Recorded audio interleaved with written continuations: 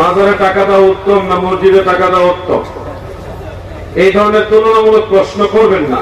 দুইটাই ভালো কাজ, এর মধ্যে ভালো কাজের হিসেবে মসজিদেরটা হলো বেশি ভালো কাজ।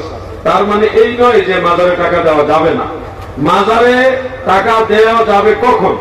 যখন মাজারে জিয়ারতকারীদের সুবিধার্থে কোন স্থাপনা তৈরি হবে, জিয়ারতকারীদের জিয়ারতের সুবিধার্থে কোন স্থাপনা তৈরি করা হবে, সেই ভালো কাজের সহযোগিতা হিসেবে আপনি তাদেরকে টাকা পয়সা দিলেন, যেন দূর দূরান্তের মানুষের সেখানে আরামে বসতে পারে, কোরআন তেলাওয়াত করতে পারে, জিয়ারতকারীরা কিছুক্ষণ বিশ্রাম নিতে পারে এবং দোয়া দরুদ ইস্তেগফার করার জন্য সেখানে অবস্থান করতে পারে। ওই ধরনের কাজে যদি সহযোগিতা চাই কোনো মাজারে, তাহলে আপনারা শরীক থাকবেন।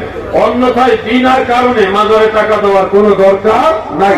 সব খাদেমরা খাইয়া পেটের ভুঁড়ি বাড়াইব, কোনো কাজে লাগাবো না। বিনা প্রয়োজনে মাজারে টাকা দিবেন না, প্রয়োজন হলে দিবেন। কথা বুঝতে পারছেন আপনারা? প্রয়োজন হলে, যেমন যদি খাজা গরিব নওয়াজ আজমির শরীফ আমরা দেখেছি, ওখানে আলাদা জায়গা আছে, ওখানে টাকা দিলে এই টাকা দিয়ে প্রত্যেক দিন আলাদা করে বড় ডেকের মধ্যে খাবার রান্না করে মানুষকে ফ্রি খাওয়ায়। এটা আমরা দেখে আসছি, আজমির শরীফ আছে। এই ধরনের ব্যবস্থাপনা থাকলে মাজারে টাকা দিবেন।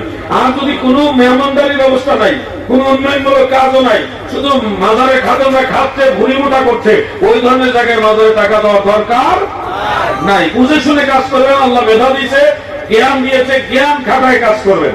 আমিন। দাড়ি কতটুকু রাখা সুন্নত? ন্যূনতম এক মুষ্টি।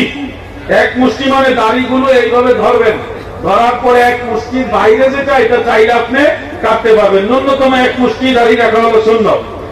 আর যারা এর চেয়ে কমায় রাখছেন, আপনাদের সুন্নত আদায় হবে না। দাড়ি রাখা হবে কিন্তু সুন্নত আদায় হবে না। আর আমার দাড়ির দিকে তাকান না, আমারটা বড় আছে কিন্তু দাড়ি কম তো হইতে রয়েছে। এই যে আমার দাড়ি কিন্তু অনেক বড়, বুঝতে দেখছেন, অনেক বড় আছে, এক মুষ্টি তো অনেক বেশি আছে। অল্প দাড়ি তো এটা চিহ্ন দিচ্ছে, এক জায়গায় চিহ্ন দিচ্ছে। তো এই জন্য দাড়ির সর্বনিম্ন হলো সুন্নতের সর্বনিম্ন সীমানা হলো এক মুষ্টি। ডিজিটাল দাড়ি না, ডিস্কো দাড়ি না, আজ থেকে দাড়ি ছেড়ে দেন। দয়াল নবীজির সন্তুষ্টি হলো আপনার জন্য সবচেয়ে বড় আনন্দের কাজ। আল্লাহ আমাদেরকে বোঝার তৌফিক দেন, আমিন। 3 নম্বর প্রশ্নের উত্তরটা ইশারায় দিয়ে দিয়েছি, আর এখানে দ্বিতীয়বার রিপিট করতে চাচ্ছি না। আজকের মতো এখানে আলোচনা শেষ। আলোচনা আমি যদিও শেষ করছি, কিন্তু প্রোগ্রামটা একটা প্রোটোকলে, একটা সিস্টেমে শেষ হবে। মিলাদ শরীফ হবে, তারপরে